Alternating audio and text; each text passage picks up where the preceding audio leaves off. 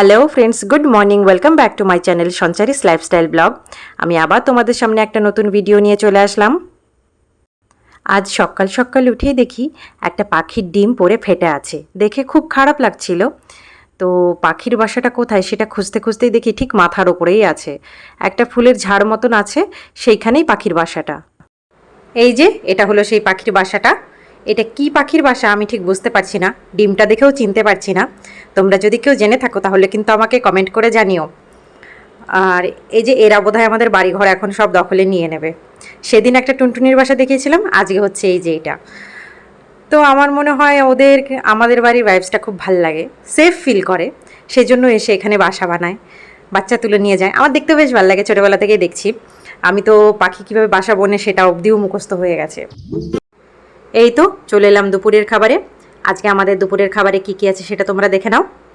ছুটির দিনগুলোতে, যেদিন বিশেষ করে মা বাড়িতে থাকে, সেদিন মা একটু চেষ্টা করে এভাবে সাজিয়ে গুছিয়ে দেবার, না হলে সবার বাড়িতে রোজ রোজ এইভাবে হয় না, সেটা তোমরা খুব ভালোই জানো। আর যদি হয় ওয়ার্কিং ডে, তাহলে আর কোনো কথা হবে না, ডাইরেক্ট কড়াই থেকে। আমাদের বাড়িতে এরমই চলে। তো আজকে আমাদের দুপুরের খাবারে ছিল ভাত, মুড়িঘণ্ট, কলা ভাজা, উচ্ছে ভাজা, লেবু, স্যালাড, কুমড়ো শাক দিয়ে বড়ি দিয়ে একটা তরকারি, যেটা আমার খুব পছন্দের, পাতলা করে মাছের ঝোল, পাতলা করে ডাল, অবশ্য ডাল আমার ভাল লাগে না, আর শেষ পাতে চাটনি। Hello friends, good evening. আমরা এখন একটু বেরোচ্ছি। আমরা বলতে আমি, আমার ছেলে, হাজব্যান্ড আর বোন এখন যাচ্ছি, মা বাবা পরে আসবে। তো আজকে আমার সেরকমভাবে ভিডিও বানানো হয়নি, কারণ আমি একটু বিজি আছি। তো দেখো সন্ধেবেলায় বেরিয়েছি, মানে সন্ধ্যের পরে পরে বেরিয়েছি, কিচ্ছু তোমাদেরকে দেখাতে পাচ্ছি না অন্ধকারে, আমি ঠিকঠাক দেখতে পাচ্ছি না, তবে আকাশের চাঁদটা দেখা যাচ্ছে, ওটাই দেখো তোমরা।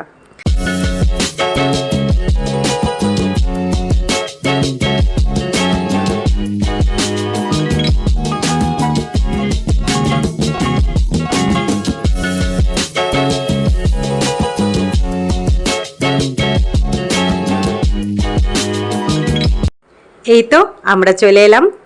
এইটা হলো আমার মামার বাড়ি। আর সন্ধেবেলায় মামার বাড়ি আসার মানেই হলো স্পেশাল নেমন্তন্ন। তো এই স্পেশাল নেমন্তন্নটা কি সেটা তোমরা একটু পরেই জানতে পারবে। আর তোমরা তো দেখতেই পেলে আমি পায়ে হেঁটে মামার বাড়ি চলে এলাম। আমার মামার বাড়ি আমার বাড়ি থেকে হাঁটা পথে 5 মিনিট। তো যেখানেই যাই না কেন আমার মামার বাড়ির সামনে দিয়েই যেতে হয়। আর যাদের মামার বাড়ি কাছে তাদের ছোটোবেলা তো ভীষণ মজায় কাটে, সেটা তোমরা বুঝতেই পারছো। তোমাদের কার কার মামার বাড়ি এত কাছে সেটা আমাকে কমেন্ট করে কিন্তু জানিও।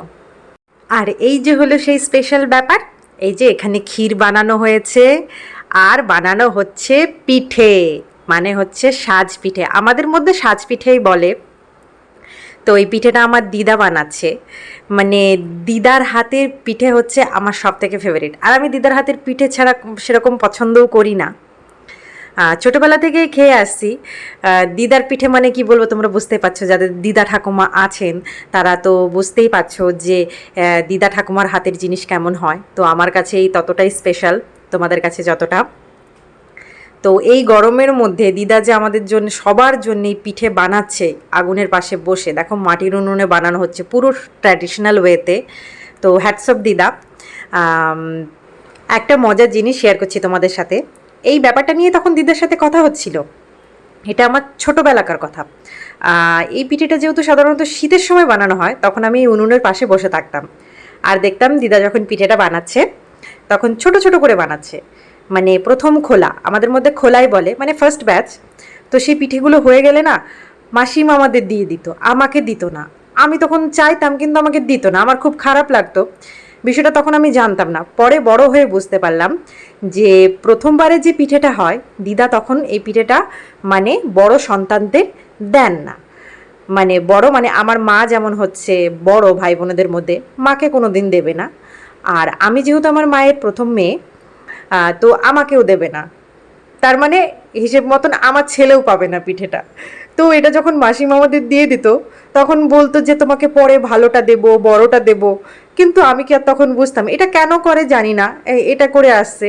আমার মনে হয় যে আমিও তাই করব, মানে ছোট থেকে এই জিনিসটা দেখছি, এটা সংস্কার না কুসংস্কার আমি ঠিক বলতে পারবো না, কিন্তু কিছু কিছু জিনিস না মানতে ইচ্ছে করে। তো তোমরা এই ব্যাপারটা কে কে জানো সেটা আমাকে কমেন্ট করে জানিও, আর তোমাদের সাথেও যদি এরকম হয়ে থাকে মজার ঘটনা সেটাও কিন্তু আমাকে কমেন্ট করে জানিও। আর এই পিঠেটা মামার বাড়িতে একটু অন্যরকমভাবে খাওয়া হয়। শীতের সময় তো এই পিঠেটা ভিজিয়ে খাওয়া হয়, রসে ভিজিয়ে, মানে রসের পিঠে বলে, আমরা অবশ্য ভিজে পিঠে বলি। আর মামা বাড়িতে এইটা 3 রকমভাবে খায়, একটা হচ্ছে লঙ্কা বাটা দিয়ে, আর একটা ক্ষীর দিয়ে, ক্ষীরটা আমি আগেই দেখিয়েছি। আর সব থেকে স্পেশাল হচ্ছে মাংস দিয়ে, যেটা আমার সব সময়কার ফেভারিট। এবার দেখি ঘরের মধ্যে সবাই কি করছে। এই যে দাদু টিভি দেখছে, আর এই যে মিষ্টু, মিষ্টু মানে হচ্ছে আমার বড় মামার মেয়ে, ও ছবি আঁকছে। ও ভীষণ সুন্দর ছবি আঁকে, ছবিটা কমপ্লিট নয় এখনও, কমপ্লিট হলে তো আরও ভালো লাগবে। আর ইনি হলেন আমাদের মাস্টারমশাই। মাস্টারমশাই মানে ছবি আঁকার মাস্টারমশাই। এনার কাছে আমি ছোটোবেলায় ছবি আঁকা শিখেছি, আমার বোন শিখেছে, এখন মিষ্টু শিখছে, আবার আমার ছোটো মামার ছেলে ভাই আছে, ভাইও শেখে। তো উনি খুব ভালো শেখান, মোটামুটি উনি এখন আমাদের ফ্যামিলি টিচার হয়ে গেছেন।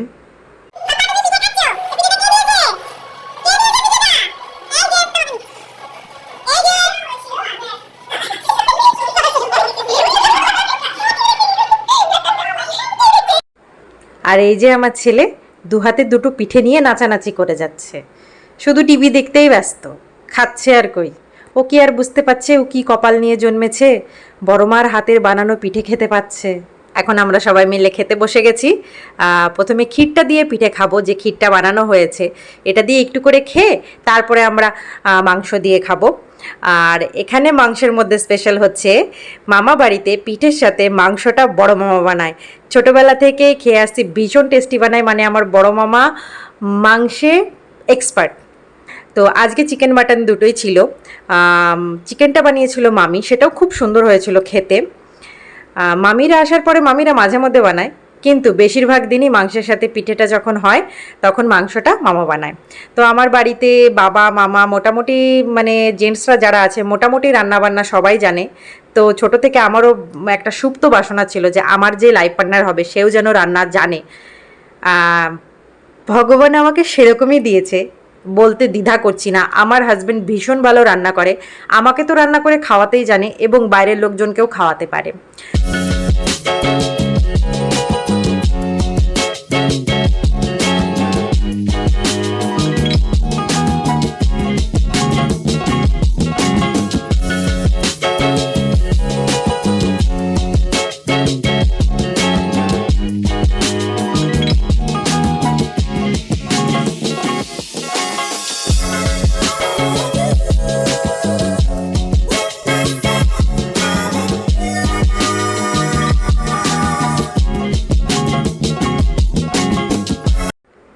এই তো খাওয়া কমপ্লিট হয়ে গেছে, এখন এঁটো হাতে গল্প করতে বসেছি। এটা হলো আমার মামার বাড়ির দিকের খানদানি প্রবলেম, আমরা এঁটো হাতে গল্প করি, না হলে আমাদের খাবার হজম হয় না। এখন আমাদের সবার খাওয়া দাওয়া কমপ্লিট। আজকের সময়টা খুব সুন্দর কাটলো। এরকম একটা দিন আবার কবে পাবো জানি না, আবার সবার সাথে কবে দেখা হবে সেটাও বলতে পারছি না। তবে আজকে ছোট মামা মামি আর ভাইকে খুব মিস করছিলাম, ওরা নেই। ওরা যদি থাকতো আজকে তাহলে আমার সব কিছু কমপ্লিট হতো, আরও ভালোভাবে কাটাতাম। তো ওদেরকে খুব মিস করেছি, আশা করি পরের বার সবাইকে একসাথে পাবো। তো আজকের মতন আমার ব্লগটাকে আমি এখানেই শেষ করছি, দেখা হবে আবার নতুন একটা ব্লগে। Good night.